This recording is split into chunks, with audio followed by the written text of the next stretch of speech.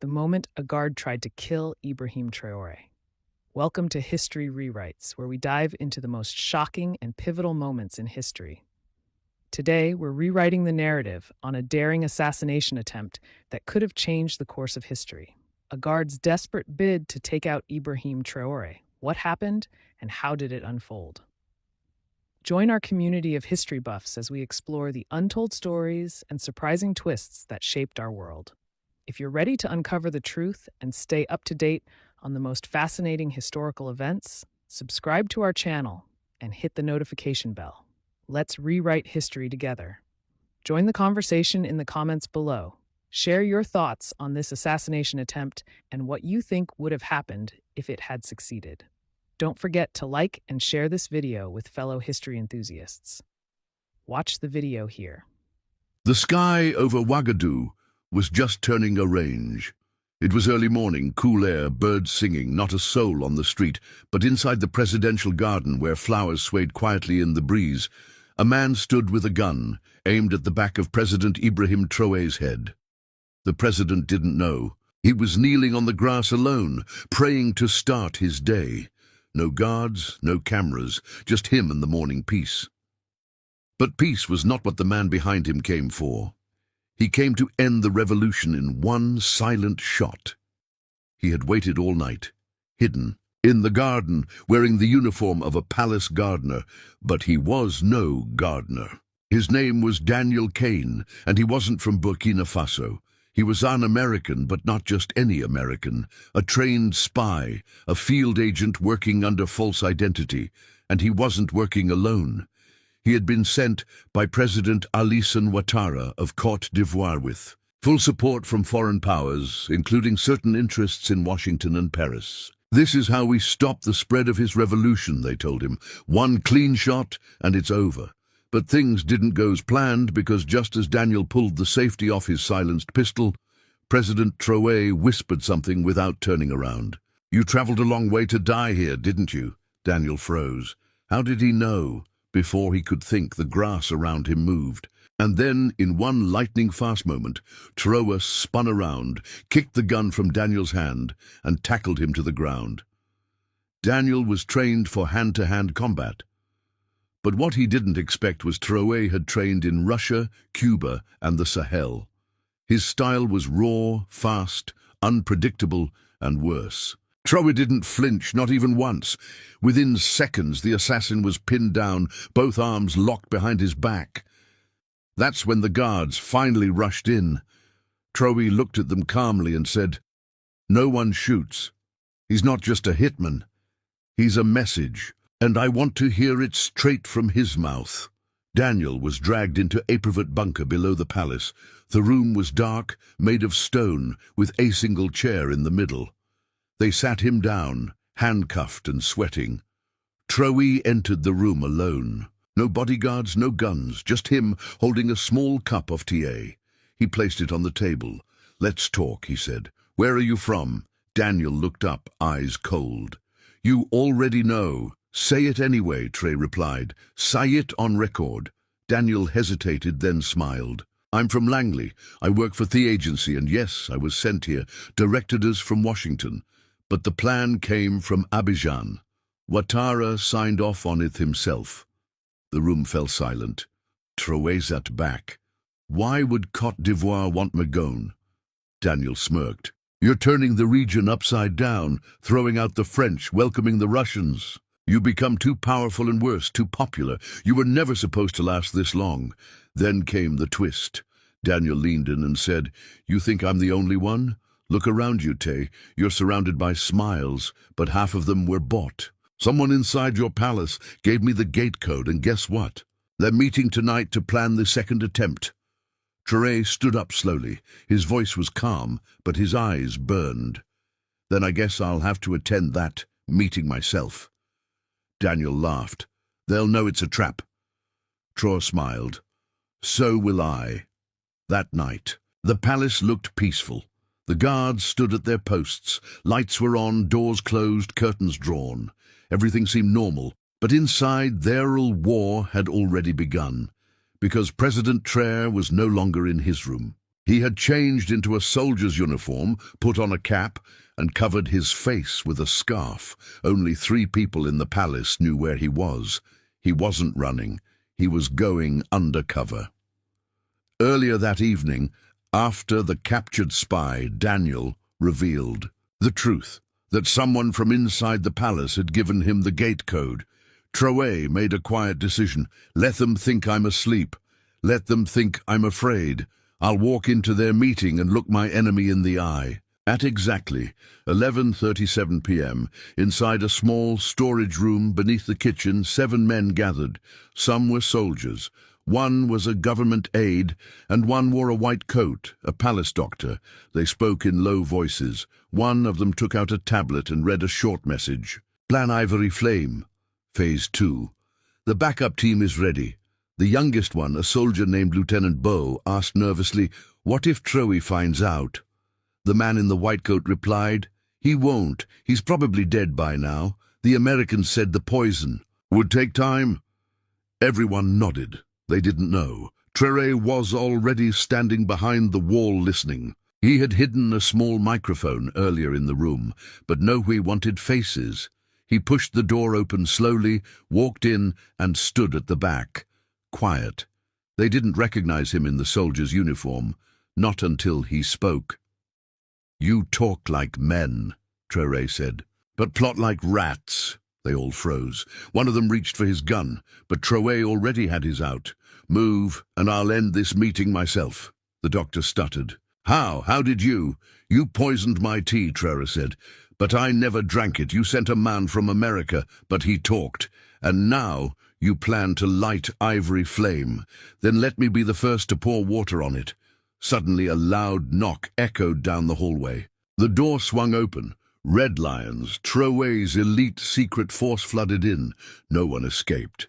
The traitors were dragged out one by one, shocked, silent, broken.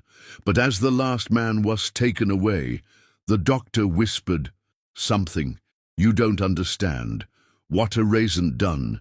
You stopped the spy, but you missed the snake." Traore leaned closer. "Who?" The doctor smiled weakly. "There's another one higher than me, close to you, and he is already moving." Traore stepped back, face calm, but heart racing. "Then we stop him before Hess strikes. Because whoever this snake was, he wasn't just a traitor. He was someone Traore trusted, someone who might be standing next to him even now." The next morning, the sky over Ouagadougou was grey. It wasn't raining, but it felt like a storm was coming. President Ibrahim Traore sat at his desk in silence. In front of him were 7 photos, each one a man arrested the night before. Soldiers, staff, even Apollos doctor, all traitors. But there was still one missing. The real leader, Traore said to his intelligence chief, is still free. Someone close. To me, someone I trust. The intelligence chief nodded. "A snake in your shadow." Just then a message arrived. It came from the U.S. Embassy through official diplomatic channels. It said, "Washington regrets the misunderstanding. The agent acted without authorization. We request a private meeting to avoid further conflict." Traore stared at the screen. "They want to clean it quietly," he said. "No apology, just silence." But something about the message felt off. The font was different, the wording too cold. He turned to his top cyber officer. "Is it real?" The officer looked nervous. "The channel is real, but the location the message was sent from is not America." "Then where?" Traore asked. The officer hesitated. "A private network inside Côte d'Ivoire." Traore stood up. "So it begins. The lies, the cover-up. They want to erase everything, starting with me, but I won't wait to be erased." Meanwhile, in another room of the palace, someone else was on the move. A man in a general's uniform. He walked with power, smiled at every guard. No one stopped him because he was one of the highest-ranking officers in the country. His name, General Yakuba Dio. He had served under 3 presidents. He trained half the soldiers in the capital, and Traore once called him a pillar of our defense. But what Nune knew was that General Dio was working with Ouattara. At exactly 10:15 a.m., Dio entered a locked room near the communications center. He took out Asmol's satellite device, hidden inside a medical box. Then he sent a short coded message to Abidjan. All targets exposed. Only Traore left, awaiting green light. He pressed send, but something was wrong. The device made a strange beep. A red light blinked. And then a voice came through the speaker. "You're sending too late, General. He already knows." Dio's face went pale. He turned around and there was President Traore standing at the door. "We found your signal days ago," Traore said. "We watched your messages. We listened to your fake calls. Even the Americans underestimated how deep you'd go." Dio didn't speak. He reached for his sidearm, but before he could touch it, a Red Lion guard smashed through the window and pinned him to the wall. Traore stepped forward, calm as ever. "You trained thousands of soldiers, but forgot loyalty can't be taught. How much did they pay you to betray this land?" General Dio gave one final smirk. "It wasn't money. It was fear. They told me if I didn't help, Burkina Faso would burn." Traore looked him dead in the eyes. "Then let them come with fire. We'll answer with thunder." As Dio was dragged away, Traore turned to his officers. "Prepare the airbase. We're going to the border. It's time we visit Côte d'Ivoire." The sun was high over the Sahel when President Ibrahim Traore stepped into a small black SUV headed south. No flags, no official convoy, just 4 trusted Red Lions in plain clothes and a mission. Their destination, the Burkina Faso-d'Ivoire border, but not for war, for a warning. Traore had received confirmation. The orders to eliminate him came directly from inside Côte d'Ivoire's military command, with quiet backing from foreign hands, so he decided to do something Nooni expected. He went to them. 3 hours later, the SUV pulled into an abandoned customs station near the border. There, waiting with 2 armored vehicles, was General Kawasi, a high-ranking officer under President Alassane Ouattara. He didn't smile when he saw Traore step out of the car. "This is not your land, President," General Kawasi said coldly. "You come here without notice that could be considered a threat, Traore." He threw a brown folder on the table between them. Inside, satellite images of an Ivorian training camp, intercepted audio from spy Daniel Kane, flight records of mercenaries flown in from Sahel. General Kwasi flipped through the documents, then laughed. "You have no idea what's really happening, do you?" Traore narrowed his eyes. "Then explain it to me." The general leaned closer. "Ouattara isn't the only one involved. This isn't just about you. It's about the new map being drawn in West Africa. Your revolution, removing the French, rejecting ECOWAS, calling out the West. It scared too many people. They don't want to kill you just because you're dangerous. They want to kill you because you're inspiring others." Traore stood still. "So this is about fear?" "No," Kwasi said. "It's about control." Then came the twist. The general leaned in and said, "Do you know where Daniel Kane is now?" Traore nodded in a bunker. "Being interrogated." Kwasi shook his head. "Number he escaped last night, with help from inside your own government." Back in Ouagadougou, alarms were already going off. Daniel Kane, the captured American spy, had broken out. Guards found 2 men drugged in the basement. The surveillance cameras had been cut for exactly 6 minutes. No one saw who let him out, but they found something else. A note left in Traore's personal war room. It said, "You can stop the foot soldiers, but the generals are already bought." At the border, Traore's phone buzzed. He picked it up. The voice of his intelligence chief came through, shaky. "Sir, Kane is gone, and someone from inside helped him escape." Traore didn't flinch. He just looked at General Kawasi and said, "Then I'll stop playing chess. From now on, we fight face to face." He turned around and walked back to the SUV. But before stepping in, he said one more thing. "Tell Awata, I'm not afraid of shadows. I'm the storm that walks in daylight." And with that, he crossed back into Burkina Faso. But deep inside, he knew the real battle was just beginning because someone close to him, maybe even someone he saw every day, was working for the other side.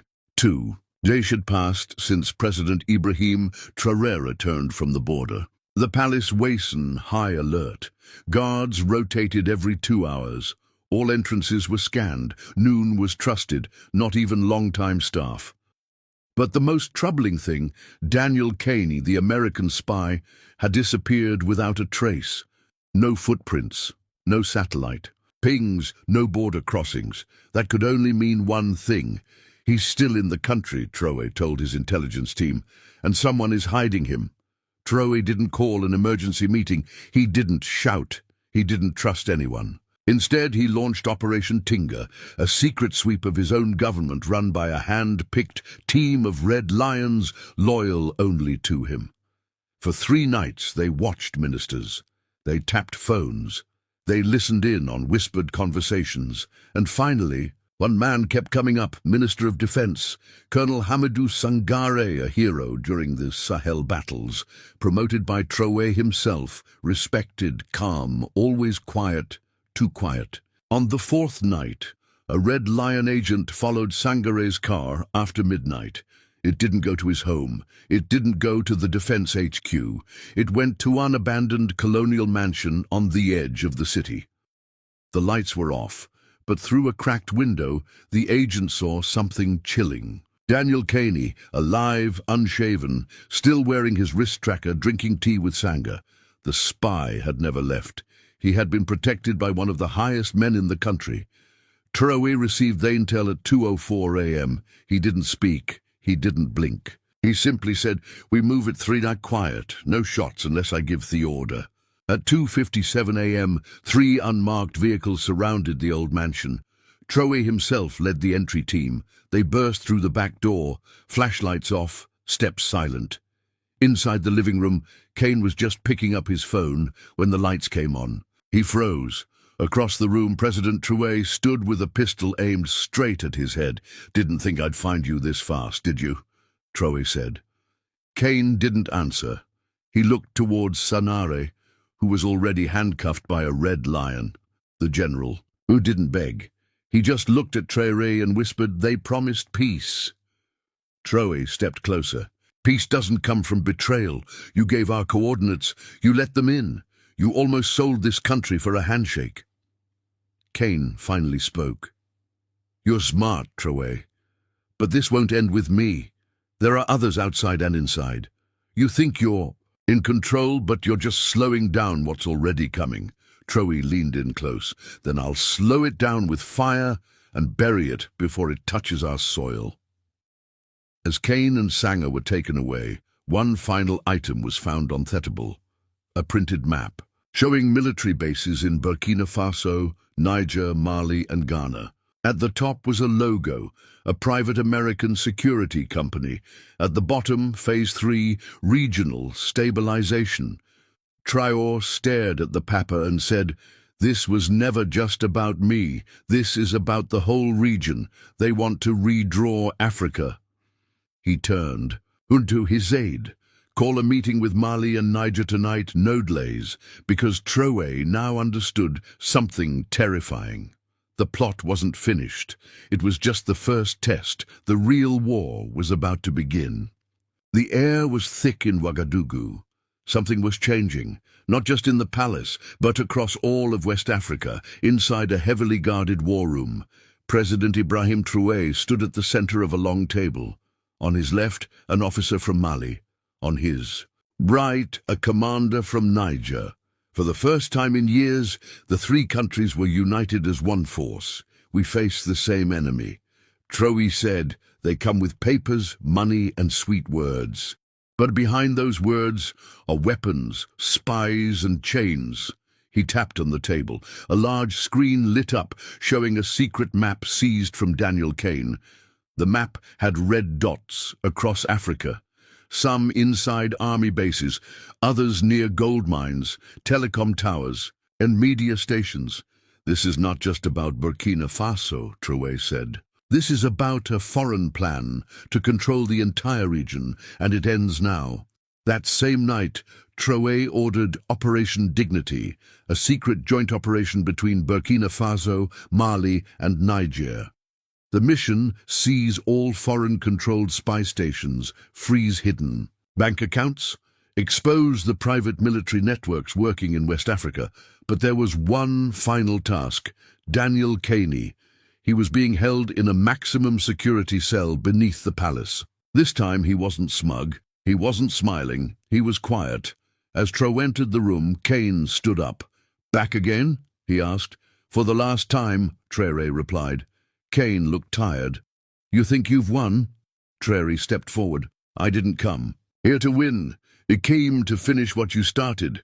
He pulled out a file and threw it on Thetable. Inside were photos, recordings, and documents proving Kane's ties to multiple failed coups across Africa, not just in Burkina Faso. Liberia, Guinea, Chad. Kane looked down, then back up. "This was never personal." "It is now," Traore replied. "You came into my country. You tried to end my life.